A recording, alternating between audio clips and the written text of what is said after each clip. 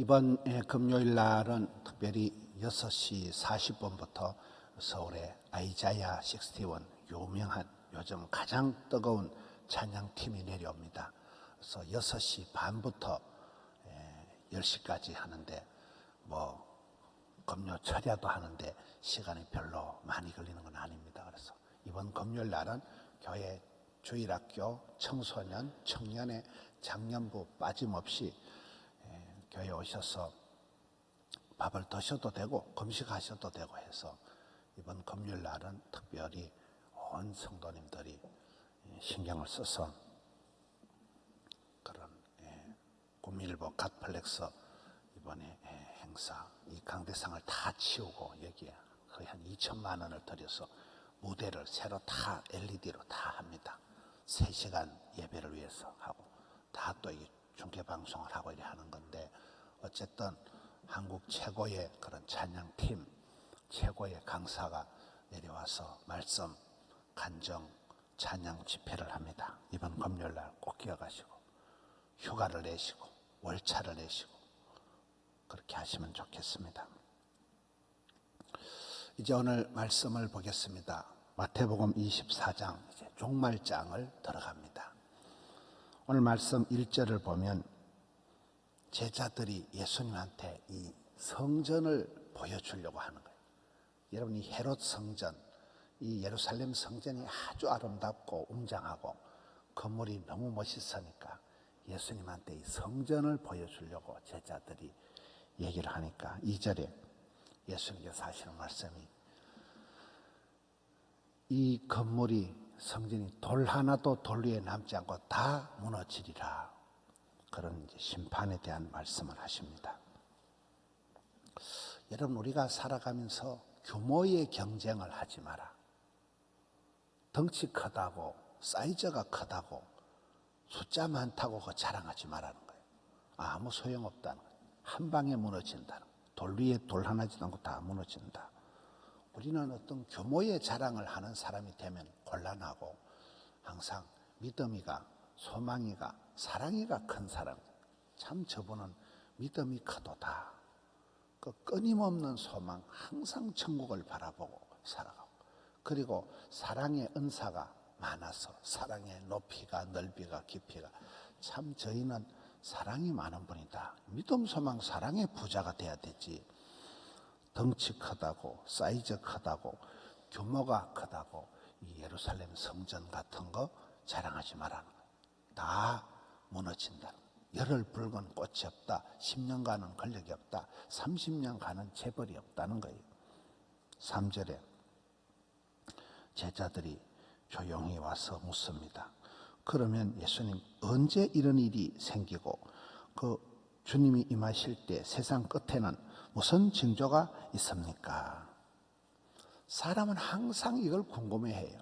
언제 그럼 이런 마지막 때가 임하고 언제 무슨 일이 일어날까요? 어떤 사인이 징조가 있습니까? 항상 사람은 그게 궁금한데 성경 말씀은 때와 기한은 하나님만 아신다. 우리는 그저 날마다 매주 하루하루가 종말이고 날마다 그냥 해피데이 날마다 하나님께 은혜 받고 날마다 성실하게 살다 보면 어느 날 그 사람에게는 골든타임이고 또 그 사람에게는 그게 하프타임이고 그 사람에게는 그게 마지막 시간이 되는 겁니다. 우리는 그저 닥치는 대로 날마다 열심히 살다 보면 다 때가 되면 각자 심판의 때가 종말이 오는 건데 이게 어느 때 이런 일이 있겠으며 세상 끝에는 무슨 징조가 있습니까? 물어보니까 예수님께서는 4절에 대답하시기를 사람의 미혹을 받지 않도록 주의하라. 항상 우리가 여러분 하나님 중심으로 하나님 제일 오직 예수 이게 신앙생활인 것 같지만은 우리가 현실적으로는 너무나 사람 때문에 인본적인 누구 때문에 못 살겠다. 누구 때문에 교회 가기 싫다. 굉장히 우리가 사람의 영향을 많이 받는다는 거예요. 사람의 평판, 사람이 이 말한다고 이리 가고 저 말한다고 저리 가고 사람 중심의 사람의 미혹을 받지 마라. 사람 말을 들으면 시험이 들고 하나님 말씀을 들으면 은혜를 받고 이러잖아요. 여러분 어떤 것 같습니까? 나는 철저히 하나님 중심이다, 성경 중심이다, 이게 돼 있습니까? 아니면 나도 모르게 박 집사가 말하면 엄마야 그렇나, 내 몰랐다, 엄마야 세상에, 이래가지고 그냥 누구 한마디 하면 휘청하고 한마디 하면 흔들하고, 누구 사람들의 말에 의해서 왔다리 갔다리 하는 믿음이 되지 않도록 하라는 거예요. 사람의 미혹을 받지 않도록 하라. 왜 그렇습니까? 5절을 보겠습니다. 5절을 보면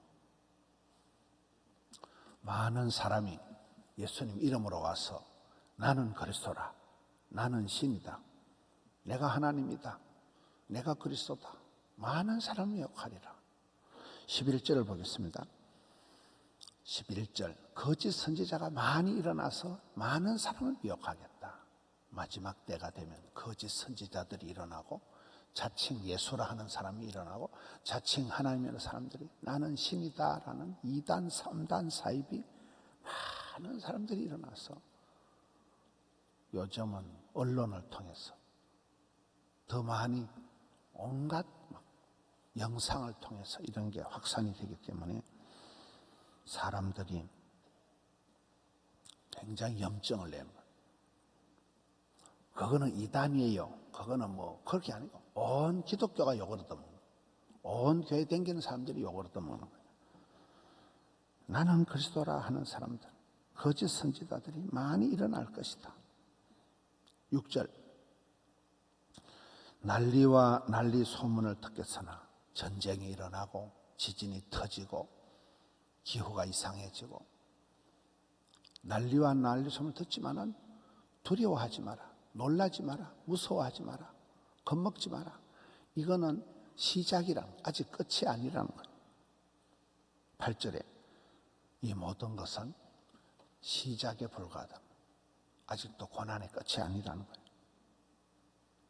12절, 불법이 성함으로 많은 사람의 사랑이 식어지려. 온갖 불법, 탈법, 이상한 일들, 이단, 사이비 이런 것들이 많이 일어나니까 오리지널이 흔들려 버리는 거예요.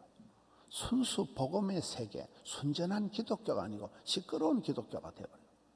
불법이 성함으로 많은 사람의 사랑이 식어버리고 애정이 식어버리고 영혼이 오염, 감염, 전염이 된다는 거예요. 불법이 성함으로 사랑이 식어지리라. 13절이 오늘의 요절입니다. 그러나 어떤 환경, 배경, 어떤 상황이라도 그게 이유가, 핑계가, 변명이 될 필요는 없는 거예요. 세상이 어두워, 세상이 깜깜하게 암흑천지가 될 것 같아도 너는 세상의 빛이다. 너는 어둠의 자식이 아니고 빛의 자녀다. 세상이 썩어 빠져도 너는 소금 덩어리다. 이게 이제 성경의 가르침이잖아요. 여러분, 안 되는 사람, 복 없는 사람, 못하는 사람의 특징은 항상 원불교로 나간다 그러죠. 원망, 불평, 교만. 뭐 때문에 안 된다는 거예요. 세상이 너무 악하다는 거예요. 뭐 누구 때문에 못한다는 거예요. 이것 때문에 안 된다는 거예요. 세상에 썩어 빠졌던 불법이, 악법이, 탈법이 성행하든지 간에 너는 끝까지 견디라는 거예요. 끝까지. 주님 오실 때까지. 끝까지 견디는 자는 구원을 얻으리라. 저 끝까지라는 게 여러분 어떨 때는 막 죽을 때까지 평생이 수십 년이 아니에요. 어떨 때는 1분만 견디면 1분만 째깍 1분만 참으면 어마무시한 사건이 지나갑니다. 5분만 참으면 그게 오래 참음. 사랑도 오래 참고 성령 열매도 오래 참고. 여러분 신앙생활은 순간에 무슨 이벤트가 아니라 평소에 항상 기뻐해라, 항상 기도해라, 항상 감사해라, 쉬지 말고 기뻐해라, 쉬지 말고 항상 일상이 이렇게 흘러가는 가운데 어제도 새벽기도 하고 오늘도 새벽기도 하고 이러는 가운데 이게 세월이 되고 역사가 이루어지는 것입니다. 성질 급하게 나대지 말라는, 속단하지 말라는, 너무 쉽게 포기하지 말라는, 끝까지 주님 응답하실 때까지 기도하고 끝까지 견디라. 14절 마지막 절 봅시다. 이 천국 복음이 모든 민족에게 정언되기 위하여 온 세상에 전파되리니 그제야 끝이 오리라. 여러분, 세상의 종말의 마지막의 끝의 특징 중에 하나가 복음이 끝날 끝까지 전파됐을 때 주님이 오신다는 거예요. 그러니까 우리가 복음을 전해야 되겠어요? 안 전해야 되겠어요? 반드시 복음을 전해야 돼요. 순수 복음, 오직 예수, 절대 기도, 순전한 기독교, 심플 라이프. 마지막 때가 될수록 우리가 단순하게 생각합니다. 복잡하게 2단, 3단들이 그래 복잡하게 하고. 때를 얻든지 못 얻든지 우리는 복음을 전하면 마지막에 성도들이 할 일이 그 일이라. 복음을 전하라는. 제가 지금 어제 인천에 부흥회를 하고 새벽에 내려왔습니다. 인천에 부흥회라고 내려오는데 저를 차를 태워주는 장로님이 계시더라고요. 인천에서 저를 그 기차역까지 태워주는 장로님이 공무원이시더라고 보니까요. 그래, 장로님은 무슨 일을 하세요? 이렇게 물어보니까 부부가 공무원이래요. 권사님도 공무원이고 장로님도 공무원인데 이제 퇴직이 3년 남았다는 거예요. 아주 젊어 보이더라고요. 60에 퇴직이니까.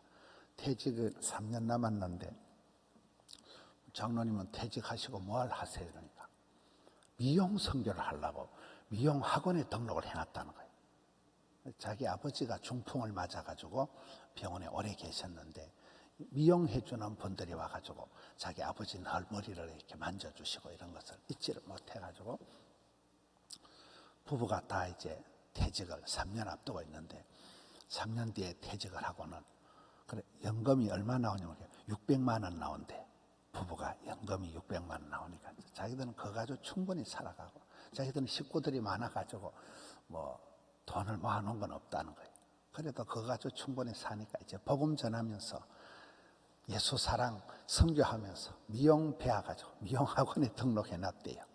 할아버지가 돼서 미용사가 돼가지고 자기 아버지 병원에 오래 계실 때 미용사들이 와서 늘 머리도 만져주고 해서 그게 고마워서.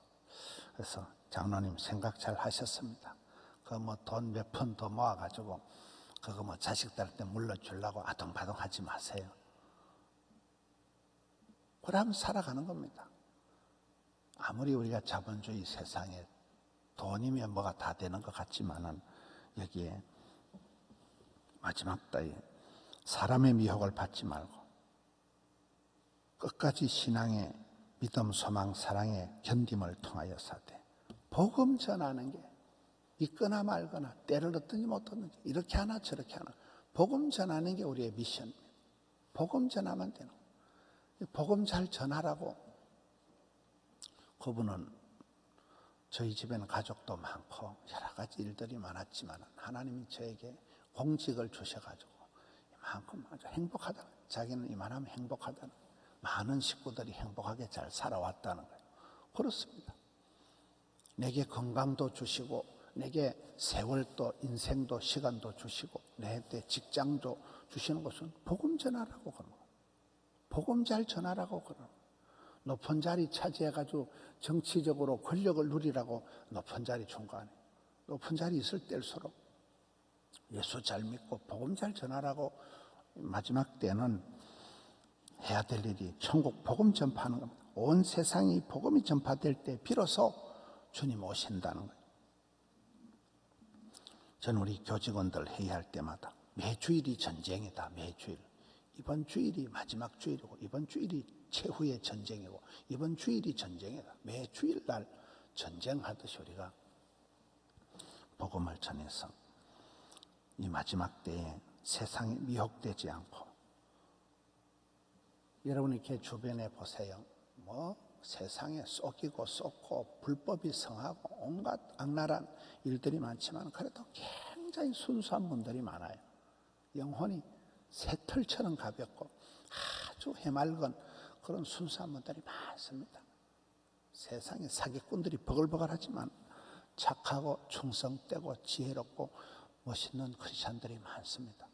네가 마지막 때에 네가 그렇게 끝까지 믿음 지키는 끝까지 사랑을 행하는 네가 그런 사람이 되라는 거. 세상 탓하지 말고 세상이 썩었다 변했다 원망하지 말고 이 마지막 때에 끝까지 견디는 자는 구원을 얻으리라는 이 말씀을 통하여 우리 성도님들이 날마다 인내심을 길러야 돼요.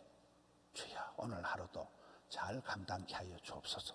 그러면 오늘 하루 해피데이 잘 지나가면 내일은 또 내일 해가 뜨고 내일은 또 새로운 역사가 일어날 것이고 우리 하나님께서는 사막에 강을 내시고 성도들의 기도를 들으시고 역사를 일으키실 주님 앞에 오늘 하루도 감당하고 승리하고 이기는 우리 성도님들 되시기를 축원합니다. 이 말씀 붙들고 주여 이 말씀이 내게 이루어지게 하여 주시옵소서. 내 속에서 이 말씀이 역사되게 하여 주시고 나도 복음 전하는데 멋지게 쓰임받기를 원합니다. 이 말씀 붙들고 주여 3번 외치고 통성으로 기도합시다. 주여